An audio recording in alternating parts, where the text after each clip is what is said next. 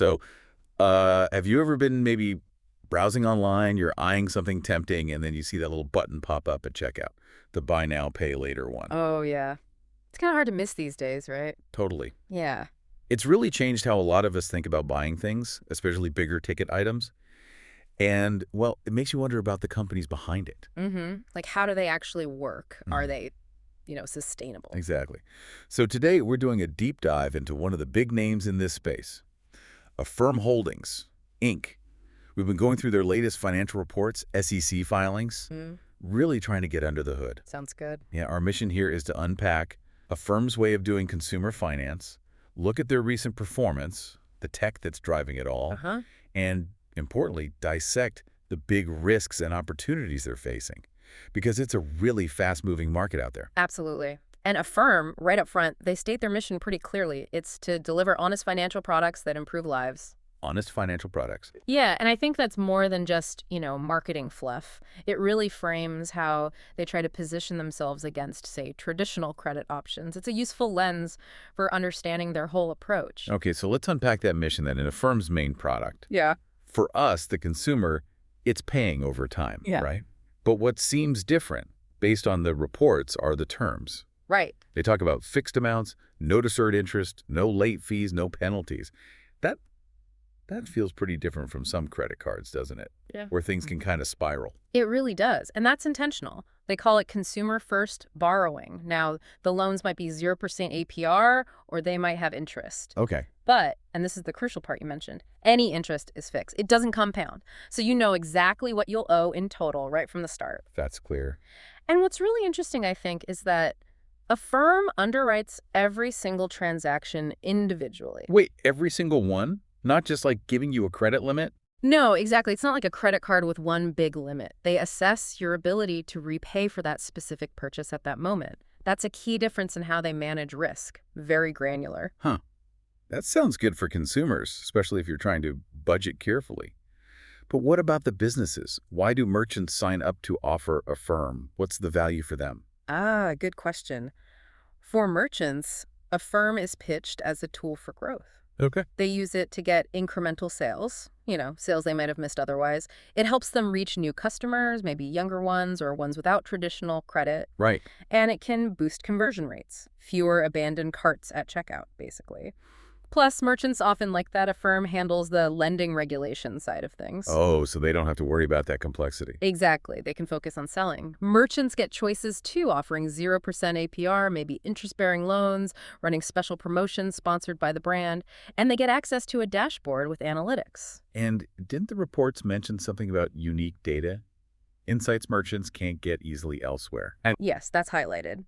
This data presumably helps merchants understand their customers better, which is definitely a selling point for Affirm, a potential edge. okay, so consumer-friendly terms, merchant growth tools. Yeah.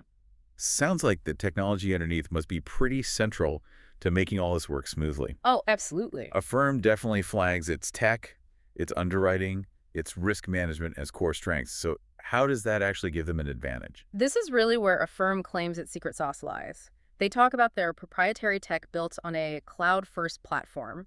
It sounds like it's specifically designed for handling huge amounts of data and making decisions really fast. Okay, AI and machine learning territory, I assume. You got it. Advanced AML that isn't just collecting data, but actively using it to price the loan and assess the risk for that specific transaction we talked about. It allows for super precise, dynamic decisions that, well, older credit systems might struggle with. Right, the old static credit score model. Exactly. And to give you a feel for the scale here, their models are built on data from, get this, approximately 343 million loans.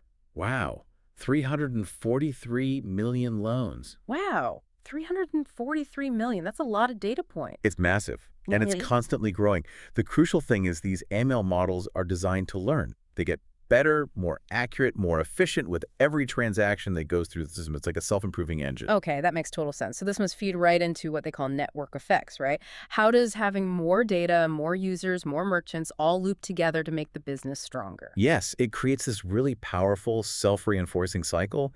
This is kind of their competitive moat, you could say. How so?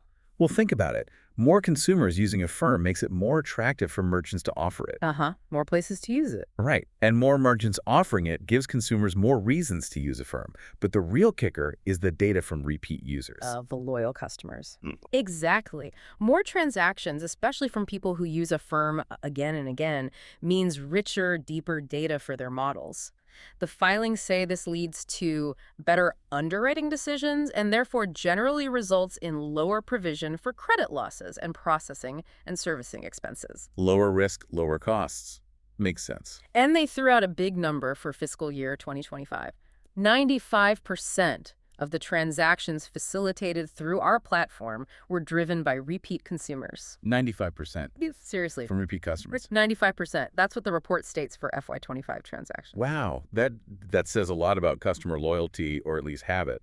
What does that imply about their long-term edge compared to, say, traditional banks that sometimes fight for loyalty? Well, it suggests that loop we talked about is really working for them. It's not just stickiness, it's this feedback mechanism. Traditional credit scores can be pretty static, right? Yeah, they don't change day to day. Affirm's AI, though, fueled by all this repeat user data, is constantly learning about individual payment behaviors in a much more dynamic way. So potentially, they can offer credit more intelligently, maybe to people banks overlook, or perhaps better terms for their loyal users. And reducing their own risk at the same time. Exactly. It's a core difference that's probably quite hard for older, established players with legacy systems to copy quickly.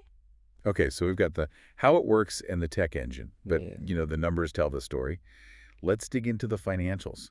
How did they actually do in the fourth quarter of fiscal year 2025? Yeah, let's look at the scorecard. The numbers they reported definitely showed strong growth. Pretty impressive, actually. Strong growth. Loss. Okay, first, gross merchandise volume GMV. That's the total value of stuff bought using Affirm. It hit $10.4 billion in Q4 25. $10.4 billion. How does that compare? That's up 43% from $7.2 billion the same quarter last year. And it's been trending up. It was $5.5 billion back in Q4 23. So strong growth there. Okay, 43% GMV growth. What else? Active consumers, people who used Affirm at least once. That reached 23.0 million. That's a 19% growth year over year. 19% more users. Good. Then transactions per active consumer, how often people are using it. That also grew by 19%, up to 5.8 transactions per user. So more users, and they're using it more often. That shows engagement. Nice. Revenue. Revenue was $876 million for the quarter. That's 33% growth from $659 million the year before. 33% on the top line. Solid. And merchants. Active merchants grew to about 377,000. And importantly, they highlighted 26% growth in merchants doing over $1,000 in GMV over the past year. So attracting bigger partners, too. Those are strong numbers across the board. That 19% growth in transactions per user, paired with the 95% repeat customer number we talked about, that really jumps out. It absolutely does. That 95% repeat figure for the full fiscal year is, well, remarkable. It really speaks to those network effects and the AI getting better. It suggests their underwriting is getting sharper, which should flow through to lower credit losses, helping the bottom line. It shows the platform is sticky. Okay, so the growth story is strong. The tech seems innovative. But there's always a but, isn't there? High growth, especially in finance, usually comes with pretty big risks and challenges. What are the headwinds Affirm is facing, according to the reports? Right. You always got to look at the other side of the coin. And yeah, the reports detail quite a few. First off, competition is fierce. BNPL is a crowded space. Very. Affirm themselves say many of our competitors are substantially larger than we are. Think traditional big banks issuing credit cards. They often have advantages like cheaper funding, stable deposits, or just a wider range of products to spread risks. Makes sense. And what about the big picture, the economy? Inflation, interest rates, how does that affect Affirm? That's definitely a major factor. The reports talk about the impact of elevated market interest rates and ongoing recessionary concerns. Even though the Fed started trimming rates late in 24, rates are still relatively high compared to a few years ago. And that costs Affirm money, right? Yeah, it directly hits their own borrowing costs, the money they need to fund the loans. It also affects the economics when they sell bundles of these loans to investors. They do mention using interest rate derivatives to try and manage this risk. Hedging their bets. Basically, yeah, using financial tools to cushion against rate swings, but it adds complexity for sure. Okay, interest rates are one thing. Yeah. What about the rules and regulations? Finance is heavily regulated, And BNPL seems like it's in a bit of a gray area sometimes. Oh, it's a minefield. The reports mention extensive regulation, examination, oversight, and supervision. A really big issue is this whole true lender debate and something called the valid when made doctrine. Okay, break that down for us. True lender. So a firm often partners with banks, state-chartered banks, to actually originate the loan. Right. This model helps them operate nationwide using the bank's charter, potentially bypassing some tougher state lending laws that might apply if a firm lent directly everywhere. The true lender question is, even with the bank partner, is a firm really the one making the lending decisions and bearing the risk? Ah, okay. And valid when made.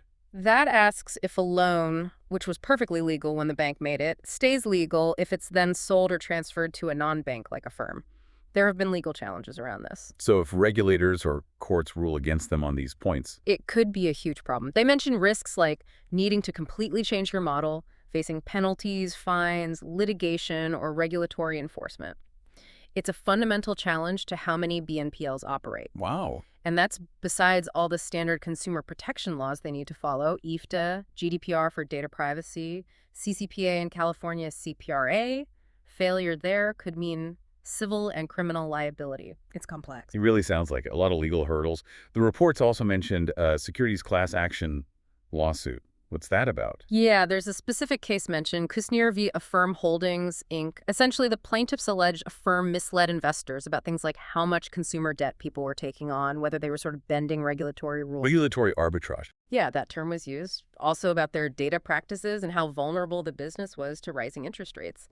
Now, the court did grant Affirm's motion to dismiss, but gave the plaintiffs a chance to amend their complaint. So it's still sort of hanging out there, highlighting investor concerns. Okay, so legal and regulatory pressures are significant. What about their business partnerships? You mentioned bank partners, and they rely heavily on merchants too, right? Absolutely critical, and also a risk factor flagged in the filings.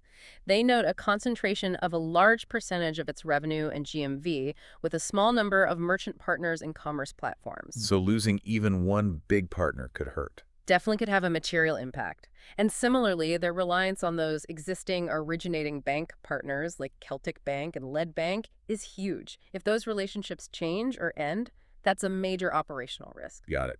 Dependency risk. Anything else on the risk front? Just one more thing they mention is seasonality. It's fairly predictable, but worth noting. GMV tends to be highest in their fiscal Q2. That's the holiday shopping season. Makes sense. And loan delinquencies tend to be lowest in Q3 and Q4, possibly because people are getting tax refunds then. So there's a rhythm to their business and risk throughout the year. Okay, so a complex picture. Strong growth, innovative tech, but real challenges from competition, the economy, regulations, and partner reliance. Despite all that, Affirm gave an outlook for the next quarter, fiscal Q1 2026. What are they projecting? Right, looking ahead, the outlook suggests they expect growth to continue, maybe not quite as explosive as before, but still solid.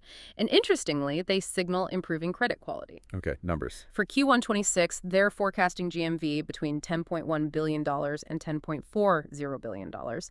Revenue expected between $855 million and $885 million. So roughly similar GMV to the quarter we just discussed, maybe slight sequential dip or flat, but revenue's still looking okay. Exactly. But the really eye-catching part of the outlook is about credit losses. They expect net charge-offs loans they have to write off to decrease at least 30% from FY25. Decrease 30%, that's significant. Suggests confidence in their underwriting. Right. It certainly does. It implies their models are getting even better at picking winners and managing risk, even with all the external pressures. What about growing overseas? They are in Canada and the UK, I think.